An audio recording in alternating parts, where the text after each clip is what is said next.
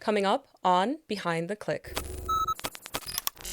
What are the actual payment challenges that you think that merchants actually underestimate then, especially for themselves when they're choosing a payment service provider? Underestimate the complexity of the payment because for them it's just a plug and play in their ecosystem. They offer all the same back office, back logic, and so on, and they don't consider that getting a good payment system can definitely increase their revenue, because 1% acceptance rate, if you are optimize this acceptance rate, it can worth like 100,000 or millions per year. Is there a particular trend in the industry right now or in payments that you see coming off the horizon that you're like, oh, merchants, this is coming as well, be prepared? Merchant needs to be aware is that the schemes are more and more prepared for all type of risk. So they need to be prepared and to get only one accurate. So getting a multi-accurate is definitely something you need to put in place. Today, we're diving into one of the most overlooked but most important layers in e-commerce growth: payments. Not the checkout button itself, but the infrastructure, orchestration, and intelligence behind it. This is Behind the Click, and I'm your host, Janine Heinrich. Today, I'm joined by Charly De Backer, who is the head of business development at SysPay, where he helps design flexible, resilient, and revenue-driving payment ecosystems. We're going to talk about what merchants often misunderstand about payments, why relying on a single acquirer is becoming a risk, how real smart orchestration works, and why human expertise still matters in a world full of automation. So, with that being said, let's jump into the episode. Welcome to the podcast, Charly. It's a pleasure to have you here. Thank you very much to invite me in this podcast. Of course, it's exciting. And before we jump into today's topic, which I'm quite excited about because you're quite an expert on being a payment service provider. But before we jump into the nitty-gritty of that, I'd like to kick off with something a little bit lighter. So we're going to have a few rapid fire questions and really just answer with the first thing that comes to your mind. We might dive deeper into some of them and then we'll jump into the conversation. Sounds good? Okay, perfect. So first question I have for you: how would you describe your role in one word? In one word. One word. Expertise. Expertise. Okay. Exactly. Meaning that you have to have expertise on the space in the industry. Exactly. In the payment industry, it's like important to have the expertise, and I don't have 20 years of experience because I'm only 29, so it's not possible. But when I start my career, I was a pure passionate about finance, banking, payment. So I started my career in the banking, and I moved to payment due to the complexity of the payment ecosystem. So for me, the expertise is the main criteria in my role. Yeah. And honestly, from even the pre-conversation that we had, I realized through the conversations and my research, payments are at the core of everything, but it's so drastically different per industry and per market. So having a distinct level of expertise is extremely important in your role. So I'm excited to dive into that more. But I'll go first to my second question, which is, what's something merchants would be surprised to learn about how payment service providers operate behind the scenes? The merchant, they just see the payment as a plug and play button. They see the checkout page, they see the pay button, but they don't see what is behind, all the technology that we manage on our side, more in the payment as a payment service provider, and all the complexity that we can put in place in one seamless platform. So it's very important for the merchants to understand that for PSP, we want to provide the more adaptive solution for the merchant, even if they don't see what is behind. It's important to understand what kind of business model they operate, what kind of payment solution is the most appropriate for their business model, and also where they want to sell, because it's also a major point to understand if we want to provide and to offer them the best solution for their business. Yeah, I think it's quite interesting how you explain the complexity that goes on behind it? Because to me, I think of it like when you walk into your house and you flip a light switch, you don't really think about what it takes to actually make a house light up. You're just like, I flipped the switch and it works. But then you guys are in the background, like making sure wires are connected and things are working properly. So it sounds extremely complex, which maybe would lead me to my third question, which is a bit of a hot take. So basically what I'm asking is, what's one payment buzzword, for example, that you secretly dislike? It's just a buzzword that you hear a lot, but you're not a fan of it. For me, orchestration is the buzzword of the moment, and sometimes merchant doesn't understand what is behind this buzzword, but it's very important to put a platform where orchestration is in place. By orchestration is quite simple to define. It's setting up the wheel multi-acquire setup. So you have multi-acquire where you can drive the traffic depend of different criteria like being risk setting, risk rule, the bin, the market, and to understand the market behavior for the end customer. Because, for example, a transaction made by a customer in the UK and in France is totally different. They don't have the same behavior. They don't have the same way to buy the product. So it's very important to understand this buzzword orchestration, because behind this buzzword there's a lot of complexity where we are the expert to explain to a merchant and how to put in place for them. Okay, fair. And I think that there's actually a couple of questions I have for you around the term orchestration, because that is, and you also hit on the other buzzword that I wanted to discuss with you, which is multi-acquire. So we're definitely going to jump into that in more detail. But to the last two remaining questions I have for you, what is the most interesting industry that you've ever onboarded? For me, I think I have in mind two main business models. The first one is marketplace, which is a complexity, because marketplace is you have one platform, but you have on one part you have the end customer who wants to buy a product, and on the other hand you have the merchant or a reseller that wants to show their product in the marketplace. So in terms of payment structure is very complex, because you need to have and to take in account the cross-border transaction, because you can have end customer everywhere in the world, for example, in the US, in Canada, in France, in Japan, for example. So you need to propose the payment services and the payment method adapt for this kind of end customer. But on the other side, you need to put in place the way that we will settle this reseller, because the marketplace, generally speaking, they don't have a license to keep the funds for their reseller. So we need to find a way, and this is also based on our expertise, that we offer this kind of features for this specific ecosystem, because we have multiple actors in the chain, and this is the complex and the business model that I'm loving. I'm love working with them. And on the other side, the other business model that I'm love to work with is the crypto on ramp and off ramp. Okay. Which means which means it's a crypto with a license, VASP license, virtual asset service provider, where they propose the crypto processing directly in the checkout page for multiple merchants. So you have multiple layer of actor in the payment chain, and it's very complex to understand who is who and where to understand the payment flow directly, because you can pay, you can buy your crypto via your card and use your crypto to buy on the merchant website, for example. Okay. Wow. Both of those sound extremely complex in their own individual ways, one dealing with cross-border, one dealing with on-ramp and off-ramping, as you called it.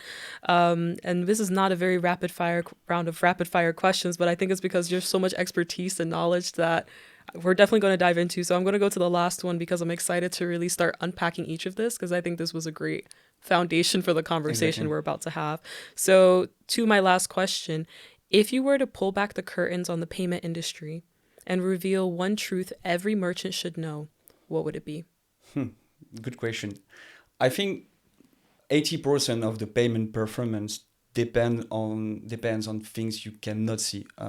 Routing logic, the behavior on each market, the bin parameter settings, and the payment is not only a cost or an infrastructure. It's definitely a revenue engine for the merchant.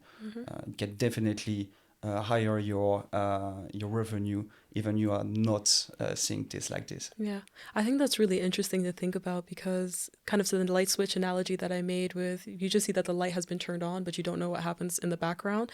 And now even you mentioning that 80% of the payment performance is really not seen, it kind of makes me actually wonder that what are the actual payment challenges that you think that merchants actually underestimate then, especially for themselves when they're choosing a payment service provider? I think that they underestimate the complexity of the payment because for them it's just a plug and play in their ecosystem. Also in the payment ecosystem, you have a lot of PSP payment service provider, and yeah, they offer all the same back office, back logic, and so on, and they don't consider that getting a good payment system can definitely increase their revenue because 1% acceptance rate, if you are optimize this acceptance rate, it can worth like 100,000 or millions per year that you can earn more than you're selling in your website. So yeah.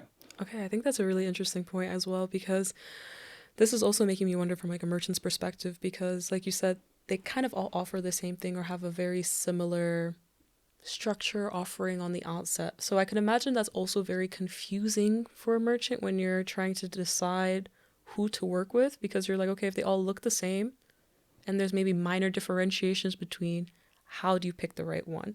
And so what does this actually mean for merchants then long term from making that decision and the impact that it can have also long term?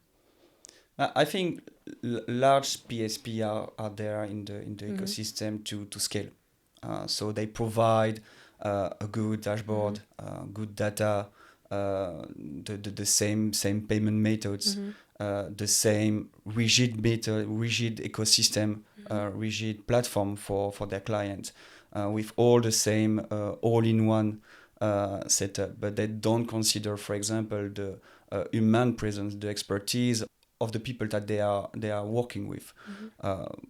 And I think it's very important for the merchant to look over the what they need because sometimes largest PSP they don't offer the payment solution for complex structure like we discussed, for example, marketplace or a typical vertical, and they are also very scrutinized by the schemes, so they change their rules very often. They change also the appetite of their risk. So it's very important to choose the good PSP with the expertise, with the flexibility that larger PSP just want to scale and acquire the more merchants. But you have also, as part of the largest PSP, you have more, and I'll not say to little PSP, but the more flexibility in the platform, expertise, human resources that will understand their business model and they will offer and propose the better payment solution for them. Yeah, so, and sorry. Yeah, so in just to finish on this question, and for the long term, it's very beneficial for the merchant because if you have a good infrastructure in place, payment infrastructure in place, it's easy to scale your business. For sure. And I think this also then relates back to that buzzword that you're not too crazy about, which is the word orchestration. And that very much sounds like orchestration is very much related to creating more of this customized, tailored to the business model experience for the merchants. And so I'm kind of actually curious because would you actually mind walking me through an example maybe a use case that you've personally even worked on where you've done real orchestration and the outcome that it's actually been able to provide? Yeah, sure. Yeah. So I had a clear discussion and an interesting discussion with a merchant that operate with one larger PSP, and he had a lot of cross-border transaction, a variable size tickets in his daily routine in the payment. And he said to me, yeah, Charlie, I saw a lot of decline transaction during the first 3 months from my acquirer. Or we could put something in place to optimize this traffic. And due to the complexity of the cross-border transaction, various ticket size, his PSP put some rules in place in order to be more structural and be rigid in their approach. So what we put in place, we put a smart routing in place where, for example, one domestic transaction go to acquirer A, cross-border transaction in Europe or in US go to acquirer B, and for specific bins go to acquirer C. So it's very important for us to open multiple acquiring channel on the platform to drive the traffic perfectly and to optimize the acceptance rates, because it's the main objective, to optimize the acceptance rate. And if we use the smart routing and the smart orchestration by driving the traffic different acquirers, we could definitely see a good almost between 10% of the acceptance rate increase. But 10%, if you are a merchant doing 5 million a year, make a difference. Yeah, it makes a difference. Of course, it definitely does. And I'm trying to also understand this. Maybe first, for the people listening, what do you mean by single acquirer versus a multi-acquirer? So we just have a clear understanding of what you're referring to there, and then I'll jump into my next question. Yeah, sure. So single acquirer is one route to the main scheme: Visa, Mastercard, American Express, all those kind of scheme. And when you have one acquirer, you don't have the flexibility to basically you offer a one-time a fixed settlement cycle, for example, for the merchant, a fixed and all-in-one onboarding process, and with the multiple acquirer, you can diversify this approach. You can have a different method to onboard a merchant depending on its structure. If it's very complex, you can have a more flexible onboarding process for structure with multiple entity in Europe or outside Europe. And the biggest thing is to put in place a smart logic in your system in order to have a better acceptance rate and a better flexibility in your payment infrastructure. Yeah, and I find it interesting because with what you're referring to, some of the use cases that you've worked on, for example, it's shown that you were able to even increase approval ratings by 15%, which, like you said, if you're doing millions, that's quite a great shift. But this also sounds so self-explanatory in a way. It's like, oh, okay, of course, like route it to different ones, and then you have a higher likelihood depending on which case to make work. So this also makes me wonder, why are there not so many solutions offered, or so many companies or others creating such solutions? Yeah, because before to setting up the good smart logic, the good, and to find also the good payment partner, is to understand the business model of the merchant, because all the merchants don't have the same business model. So we want to try to be an extension of their team and to be basically their payment manager. That's why I'm truly believe that even if with AI automation, it's good. You can scale, you can be very, very fast, but human is here to optimize, to interpret what is needed to be interpreted in the data because extract the data from the payment and explain to the merchant, okay, you see you have I don't know 65% of acceptance rate in France. How do you plan to improve this acceptance rate? Sometimes they don't have enough solution, or they are limited in their knowledge because it's not their expertise. So that's why I'm truly believe that the human needs to be in the center, in the center of the relationship with the merchant. Yeah, so you definitely still need a bit of human in the loop. And this is also leading me to the next thing that I'm curious about, because like you said, they have these rigid sort of templates that the business model should sort of fit in, so it works well for these payment service providers. And you're quite heavily active in the hospitality and the e-commerce space, but I'm also curious because those are umbrellas for even smaller industries within them. Are there any particular industries where you've noticed like they really struggle the most with this more rigid structures that most payment service providers provide? I think there is different points. The first one is multiple entities in the same ecosystem, multiple jurisdiction, and multiple, for example, if they have cross-border transactions, it's not the same. Also, the complexity of the merchants. If we discussed about that, marketplace is very complex, so we need to find the best payment solution for them, the best way to operate for this kind of business model. And you have also hospitality, which, for example, you can have a group of hotel with more than 20 hotel in the same group, not in the same place, different jurisdiction. So it's also complex to onboard in terms of KYC, KYB, but also in terms of reconciliation, because you need a system where you can see, okay, this hotel A did 20,000 today, so I need to settle them on this bank account for this hotel A. Hotel B, they did 50K, for example, so we need to settle them 50K on this other bank account. So it's more and more complex when you have multiple entities in the same merchant, let's call it, in the same group.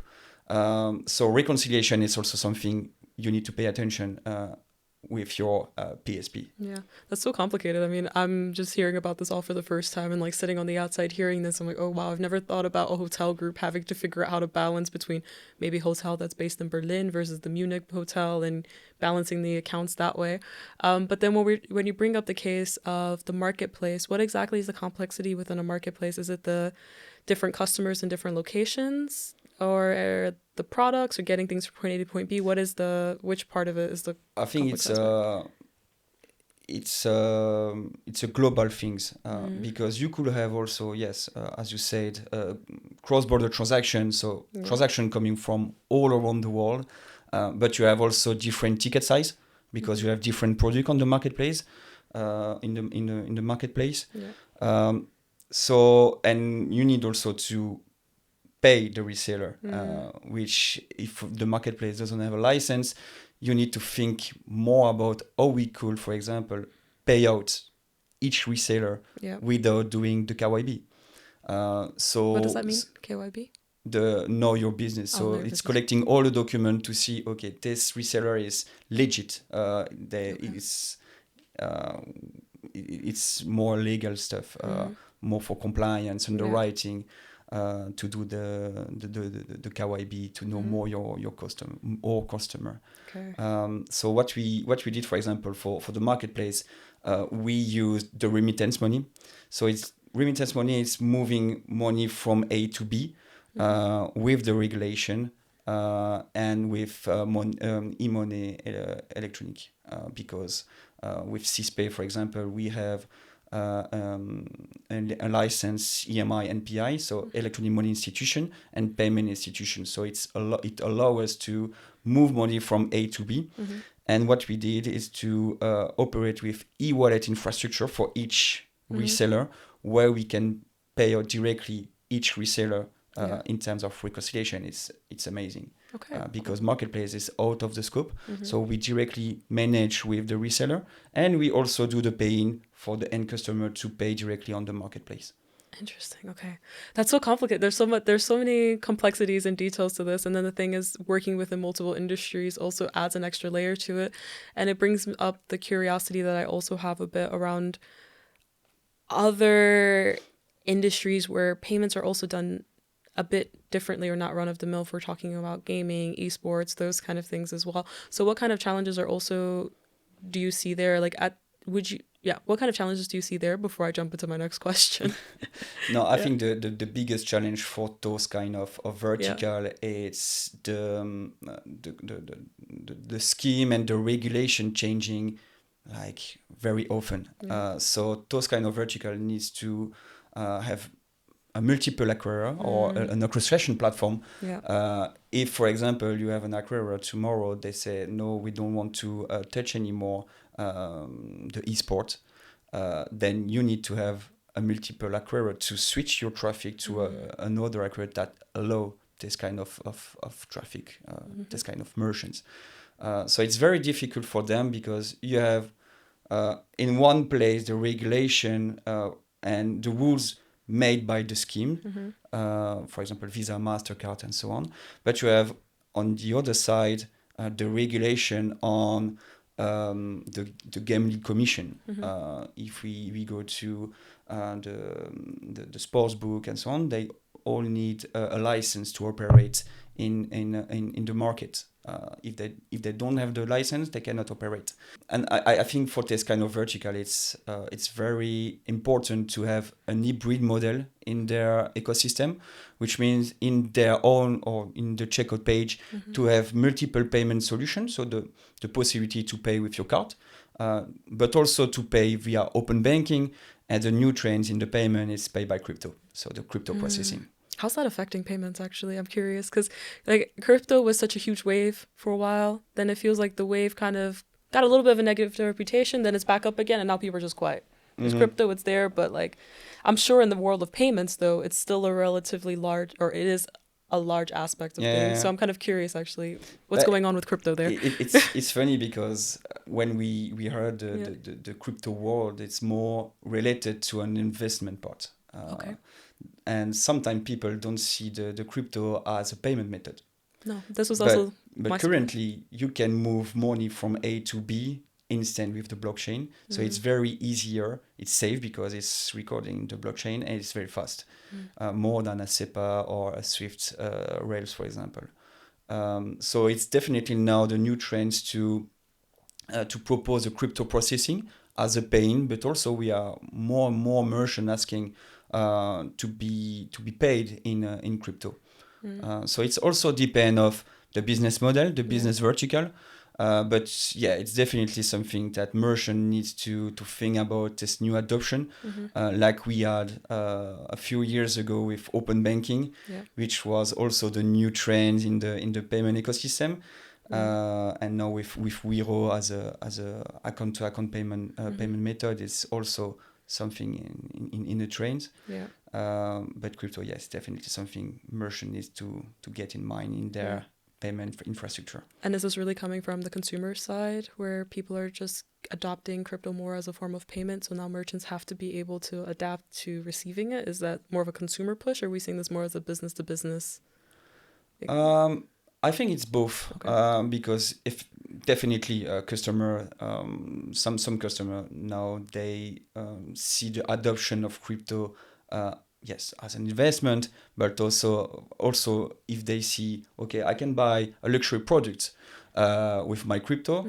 Why not? I can do investment and buy crypto, buy a luxury product in crypto. We see on Instagram, TikTok, in Dubai, you can buy a car with your crypto, with Bitcoin, Solana, USDC. You can do a lot of things now with crypto, and as I said, crypto is on top of the mind for the payment space, and merchant needs to be aware about that. And that's why, as an expert of the payments, we need to not educate, but help the merchant to understand that it's not only an investment, it's not risky, but we need to teach them to use the crypto crypto as payment method instead of an investment. Yeah. And I'm kind of curious, actually, because you are so hands-on, you have this human-first approach, which is a little bit different than a typical payment service provider. So I'm actually kind of curious, when you're dealing with a case like crypto and you're working together with your customer to find that hybrid or best solution for themselves, what is the biggest concern typically that merchants have, or hesitations, or what is the biggest challenge they're experiencing? By choosing the PSP, or to choose the best people to... Yeah, so when you're working with them and you're working together to figure out, okay, for example, you're recommending, people might come to you for crypto. Now we've got to educate you. Are there any hesitations that they typically have around it? But sometimes we have merchants that they want all the payment methods. Okay. They want really everything. And I said, I have a special case in mind, and I say, okay, let's start with the first step. Yeah. What is your top 3 market that you sell the most your product? And he told me, it's France, Italy, and Switzerland. I say, okay, what do you need Pix in Brazil? It's a local payment in Brazil.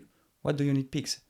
If your top 3 market is France, Italy, and Switzerland, let's start first with Visa, MasterCard, Amex, and carte bancaire, which is the local payment in France. So I think it's important to follow the trends in payment and to be on top of the new technology. But if you want to scale, you need to start at the first step. For sure. And I find that interesting, because then I'm also thinking from like a business side, from your perspective, having to help each customer, or like being a partner, and as I think you called it, being a structural partner is what you do. Why is it so rare in the payment world? Because honestly, as we talk about it, it actually does sound more and more common, or it sounds quite common in the cases we're discussing, that a more customized or tailored solution would be needed. So is this because there's just like a smaller niche of like 20% that need these cases, and that's where you all jump in? Or is this actually more of a majority that actually needs more of a hybrid solution, or tailored solution? I think you can see the expertise in every company in the payment, but as I said before, larger PSP, they need to scale fast, and they have a rigid platform with the process very strict and very straightforward. And the fact that I want to put in place the human touch, it's definitely for optimizing the process, because customization is not for everyone. It's for the people, and the merchant wants to optimize their process with complex structure. But we are also here to help small businesses, small merchants to scale, because our objective is to help our merchant to scale, because if they scale, if they have more volume, we are more than happy, and also we have more money to more revenue also for us. So it's important. It's a win-win situation. Okay.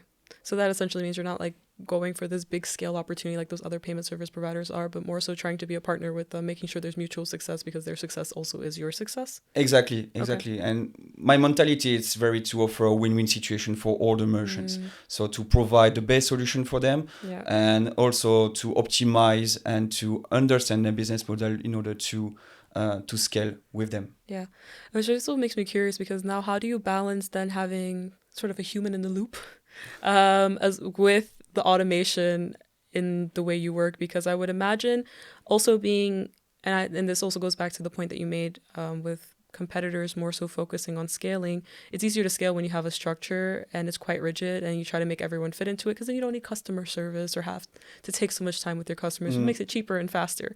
So I'm also kind of curious to understand, how are you balancing certain aspects of it being automated with making sure that there's a human in the loop while keeping things still efficient as a payment service provider? First, we discuss with the merchant before during and after the integration. Yeah. So the whole process we discuss with the merchant to optimize their payment process, which, for example, larger PSP, they have multiple layers of support. You have a ticket process if you have any question. So what we want to put in place is a dedicated account manager or a dedicated person to help them in their process. So the difference between automation and human, with automation, you can scale. It's fast. Than human is more rational and business oriented. Okay. Yeah. Because automation is good it's good for the things that needs to be automatized, for sure. And human perspective, it's here to switch data to business relation, to interpret what is need to be showed and analyzed with the data. Yeah. And I think it's interesting because now when we're looking and really thinking about the merchants themselves, you've got those who are dealing with cross-border, as you've mentioned. You've got those who are dealing with something like a marketplace where you've got a lot of end customers in different places, or retailers that they need to potentially give the money back to, or resellers, as you said. And so I'm kind of curious also then, when we look at these trends in cross-border, high risk, or even these niche markets, what should these merchants be prepared for? Not sure to answer. Yeah, is there like one thing that you think merchants need to be prepared for when they are dealing, like, is there one unified problem? That's what I'm essentially asking for merchants, regardless of whether they're dealing with cross-border or they're dealing with different points of sales and these kind of things. Is there anything they should be prepared for? Yes, I think they need to be prepared to an hybrid model where they can offer directly on the checkout page what we discussed, the pay by bank, the pay by card, and the pay by crypto. And to because the main focus also is to get a UX process for their end customers, so a seamless payment process. What we saw, for example, with Google Pay or Apple Pay, it's very easy to buy. So it's definitely something that they need to put in place. And the smart routing logic with the cascading model, where they can drive, where the payment provider can drive the traffic and to increase the acceptance rate, even if they have cross-border transaction. Okay. And is there a particular trend in the industry right now or in payments that you see coming off the horizon that you're like, oh, merchants, this is coming as well, be prepared, or maybe understand that this is also going to be soon incorporated into payment service providers? Yeah, I think the new trends, and they have two subjects. The one is more not the bad news, but it's more something that merchant needs to be aware, is that the schemes are more and more prepared for all type of risk. Okay. So they need to be prepared, and to get only one accurate, as we discussed, is not. You put your business at risk in terms of operational, and business risk. So getting a multi-acquirer is definitely something you need to put in place. And I think that I was curious because I wanted to ask you previously when you brought up the multi-acquirer versus single acquirer. Is it so common that so many are just reliant on just one? Yes, indeed. And it's even for the larger merchants processing millions a year, it's quite common to see merchant only have one acquirer. So you can see in the payment ecosystem orchestration platform with different acquirer, but larger PSP, they want to work with the well-known acquirers, well-known PSP. So yes. Okay, but that sounds like quite a risk. Exactly, that's a risk, and for different reasons. Technical issue with your acquirer, you can stop your processing for unlimited time, for example.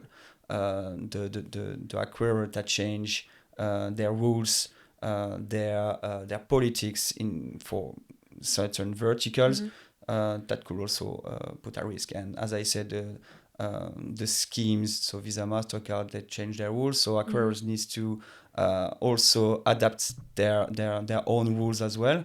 That could be also a danger for them. Yeah, for sure. And I'm kind of curious because when we talk about, these merchants need to be prepared to have hybrid models.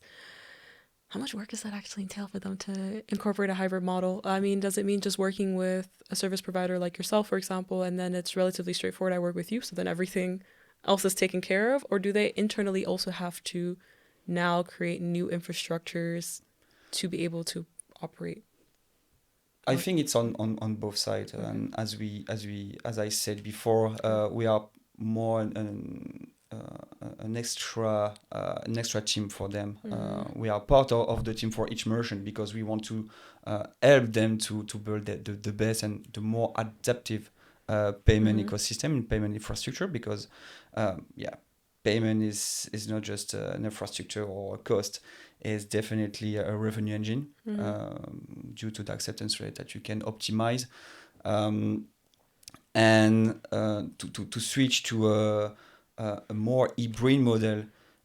You can see a more flexible the flexibility that sometimes merchants are looking for, and also the payment solution directly, the payment methods. That's something you want to explore different markets or different vertical. You need the best payment method for your business. Yeah. So I think that was quite fascinating for me. I've learned a lot in this conversation because I didn't know what really goes on in the background of the world of payments. I mean, on one hand, we talked about having smart orchestration so that, for as you used in that one case, it's domestic, it's going to go to A, it's international, it might go to B, it's something else is going to go to the multi-acquirer C. Fine. So I think that's already quite fascinating to understand, okay, having to put these into different places so that, as you just mentioned, if something is wrong, you're not reliant, or if they change a regulation or a rule, the company is not at the mercy of the acquirer. And then I think the other aspect that I found interesting was the last two, which is making sure to have a bit more of this flexible model that's not as typically rigid or structured, but to be able to do that, also having this human in the loop so that it can really be tailored to create these hybrid models. So when we're looking ahead in the future, what can merchants expect to see coming up over the horizon, and maybe advice that you would also have for them moving forward to potentially better optimize their current payments system? So advice that you would have for merchants so that they can better optimize their payment systems or better working with their payment service providers for the future. I think never let someone to control or to understand your acceptance rate, because for me you need to understand it and put it in place. That's my advice. Okay, so they should really be the master of their own data, understand what it's telling them, what it means, and then exactly be able to optimize accordingly. That's quite interesting. And I wanted to say before we close off this conversation, is there anything else that you wanted to make sure, or one last bit of information or advice or tea that you wanted to leave the listeners with? No, but we will be exhibiting at Ecom Berlin, so you are more than welcome to visit us and to discuss payment with us, or we can help you to scale or to propose the best payment solution for your business. Definitely. I think it's quite fascinating. I mean, I learned a lot from this conversation. Like I said, I've only ever known about flipping the light switch on. So it's nice to know what it actually takes to set up the lights itself. And I'm sure a lot of merchants will really benefit from a collaboration with you all as well. So thank you so much for taking the time to join us. Thank you. Of course. Thanks for listening to Behind the Click. If you enjoyed this episode, follow the podcast and leave us a review. It really helps others discover these stories and helps us to notify you when the next episode goes live. Also, remember to join us at E-commerce Berlin Expo in February to keep the conversation going. We look forward to seeing you there, and until next time.